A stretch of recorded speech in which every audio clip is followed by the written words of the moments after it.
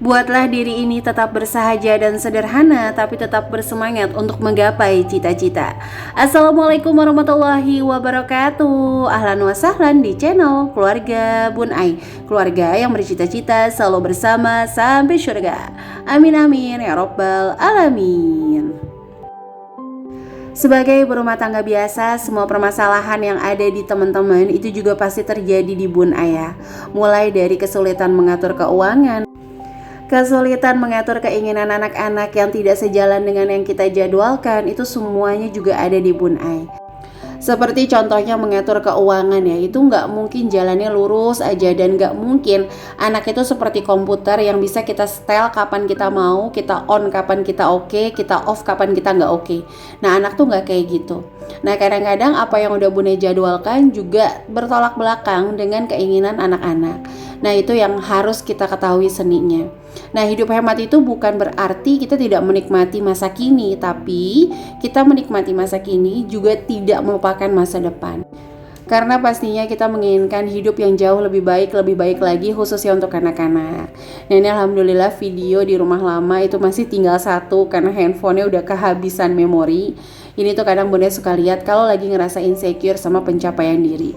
Jadi saran dari Bun Ai buat teman-teman di rumah, kalau lagi insecure, kalau lagi ngerasa kok kayaknya hidup begini-begini aja, coba deh flashback lagi. Berapa banyak sih ujian yang kita tuh kayak nggak sanggup buat ngelewatinnya. Ternyata dengan keikhlasan, dengan keyakinan, alhamdulillah Allah kasih ya kan kemudahan-kemudahan dalam setiap pengaturan rezekinya. Nah untuk hari ini Bun Ai mau ngebahas sama teman-teman semua gimana sih caranya mengevaluasi budget supaya nggak cuma dievaluasi tapi dipahami. Nah kayak gini ya, sebelum kita masuk ke materi, misalnya nih kalau weekend, kadang-kadang Bun Ai mungkin ya emang tipikal senengnya di rumah bebenah. Nah Bun Ai tuh seneng banget, pokoknya kalau ngelihat rumah rapi, bebenah tuh kayak booster banget. Tapi suami Bun Ai tuh senengnya kayak jalan-jalan. Nah itu kan harus di mix antara keinginan istri dengan keinginan suami, sehingga gitu. Ini Pak suami ngapain sih ya? Ya untung aja nggak roboh tuh Haubi ya. Itu Bun Ai lagi di Haubi Bogor, dan alhamdulillah kita udah free main setahun gratis di sana. Jadi modal bensin aja alhamdulillah. Nah yang kayak gitu-gitu nih yang harus di mix di dalam rumah tangga sehingga nggak menjadi konflik ke depannya. Nah Bun Ai ini alhamdulillah tahun 2023 pengennya sih 1 bulan tuh 1 buku, nggak cuma dibaca tapi dievaluasi. Nah selain buku-buku kayak gini, Bun Ai juga pengen ngebuka lagi nih kitab-kitab yang udah lama banget nggak Bun Ai baca ya, kayak Nashōihul Ibad, terus Bulughul Maram. Nah Bun Ai tuh pengen ngebaca lagi karena kayaknya udah butuh semakin apa ya, bukannya udah butuh sih, kayaknya memang udah harus dipaksakan. Nah ini Bun Ai mau ngajak teman-teman untuk ngevaluasi budgeting. Jadi kalau kita nih punya keinginan, teman-teman coba deh tahan misalnya sekitar 2-4 hari ke depan. Apakah keinginan itu masih muncul terus-menerus? Nah kalau masih muncul terus-menerus, coba deh kita cross check lagi, apakah tabungan kita bisa membackup? Atau mungkin kita evaluasi budget, apakah anggaran bulan ini emang banyak banget sisanya sehingga kita bisa self reward. Atau mungkin bisa ingat-ingat lagi, kapan sih terakhir aku self reward, kapan sih aku terakhir beli keinginan. Nah kayak gitu tuh bisa agak meredam sedikit nafsu belanja. Karena jujur ya, memang perempuan ini kan diciptakan dengan 9 nafsu 1 akal. Nah nafsu itu nggak semerta-merta ya teman-teman artikan dengan nafsu tanda kutip ya, tapi nafsu itu dimana rasa cukupnya itu memang terdominasi sama nafsunya. Jadi kalau laki-laki kan mungkin terdominasi sama akalnya. Makanya jangan kaget ya kalau pria-pria ini punya dompet sampai kayak disolasiin gitu ya. Tapi itu kan 80% random. Ya kalau 20% di luar dari kebiasaan kan wallahu a'lam. Nah jadi perempuan tuh kayak gitu. Nah jadi kecukupnya itu berdasarkan nafsunya. Kayak misalnya baskom tuh udah banyak banget di rumah, tapi kalau ngelihat baskom 5 ribuan tuh tetap masih mau. Nah itu harus dievaluasi lagi.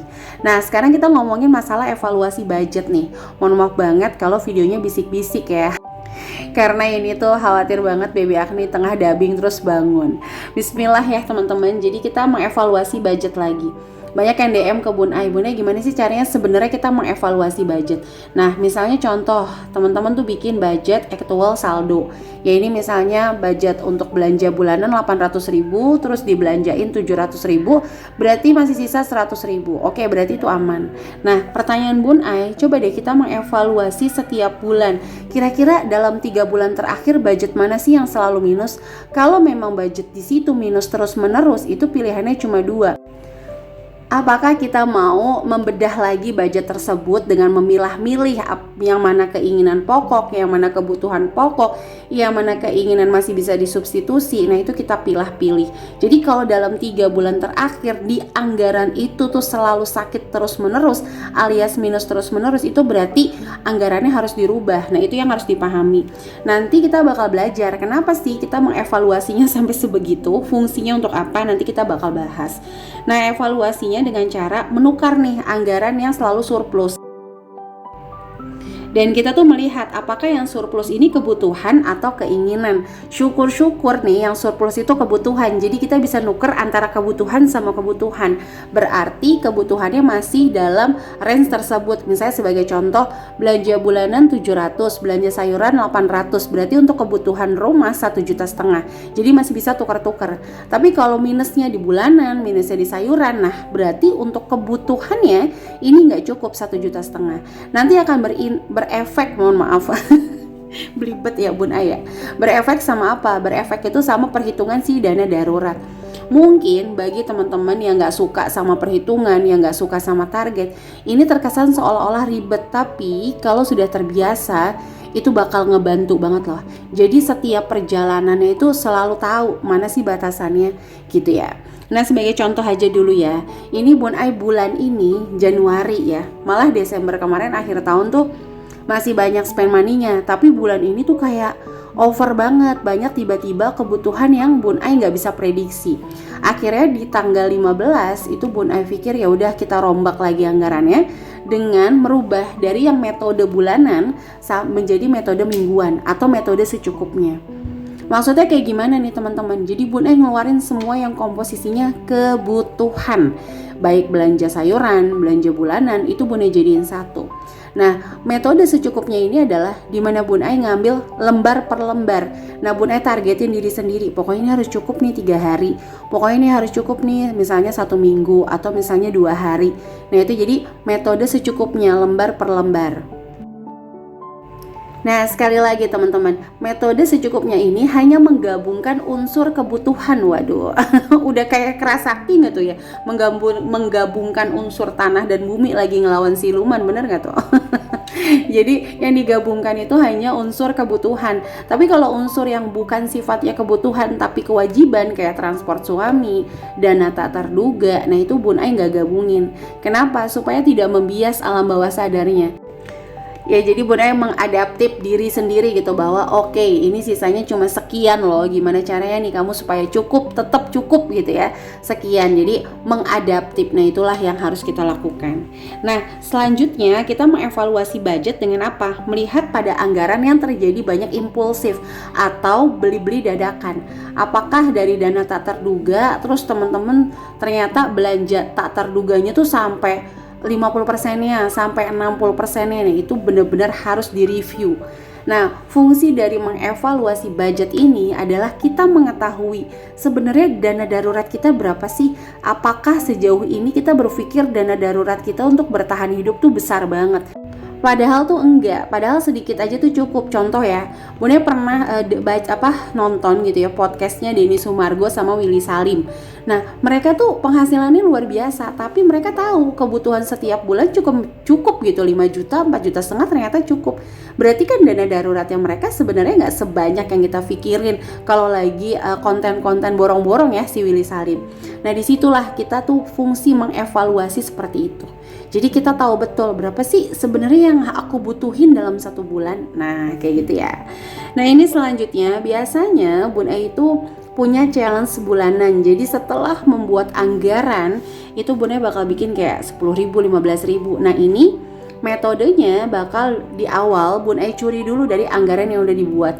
Kayak misalnya 10, 15.000, 20, ini Bun Ai curi dari belanja mingguan. Nah kalau yang gede-gede nih kayak 30 sama 35 itu Bun curi dari belanja bulanan, dari misalnya listrik, dari gas dan galon. Nah itu Bun curi di awal. Nah ini tuh jumlahnya sekitar 1 juta rupiah atau 1 gram logam mulia teman-teman. Nah biasanya kalau udah 1 juta gini Bunda pasti beli. Kenapa? Ibaratnya nambahinnya paling nggak banyak kan, 16.000 atau mungkin 6.000 rupiah, atau bahkan bisa kurang dari 1 juta kalau kita bisa dapat LM seri lama. Nah kayak gitulah kira-kira ya. Jadi mengevaluasi itu caranya seperti itu. Karena banyak banget yang nanya di DM dan di Smart Mom kelas Bunda, caranya mengevaluasi itu kayak gimana sih? Nah kayak gini ya teman-teman. Nah yang terakhir adalah semangat terbaik itu adalah saat keadaan tak sesuai harapan. Jadi kalau kita semangat dengan keadaan sesuai harapan mah itu udah biasa teman-teman. Kalau misalnya yang lagi jualan terus semangat karena jualannya laris itu biasa. Yang konten semangat karena view-nya tinggi terus itu biasa. Tapi di saat kita anjlok seanjlok-anjloknya tetap semangat, nah itu yang luar biasa. Jadi itu yang harus kita pahami dulu sama-sama. Nah ini biasanya setelah anggarannya Bun curi dulu di awal, Bun contreng-contreng itu Bun taruh di paling belakang menjadi dana tak terduga versi 2. Jadi kalau dana tak terduga yang pertama udah habis baru pakai ini. Tapi alhamdulillah biasanya kalau udah mau habis tuh kayak alam bawah sadar muncul, ngapain nih biar nggak habis. Oke, jadi ini dulu ya yang bisa Bun share di hari ini. Semoga ada inspirasi yang bisa diambil. Nah teman-teman yang punya pertanyaan, ayo sok mangga tulis aja di kolom komentar. Nah ini adalah sebagian dari recehan-recehan yang mau Bun rapihin untuk keperluan Idul Fitri. Alhamdulillah, pokoknya Bun itu jangan dipikir selalu lurus-lurus aja, enggak juga teman-teman. Banyak banget juga kok sisi-sisi boros yang kadang-kadang harus langsung tobatan nasuha ya. Nah ini Bunda lagi sambil ngitung-ngitung nih ya untuk challenge savingnya buat THR-an. Oke, jadi ini aja bisa Bunda sharing. Sampai jumpa lagi ya teman-teman. Wassalamualaikum warahmatullahi wabarakatuh.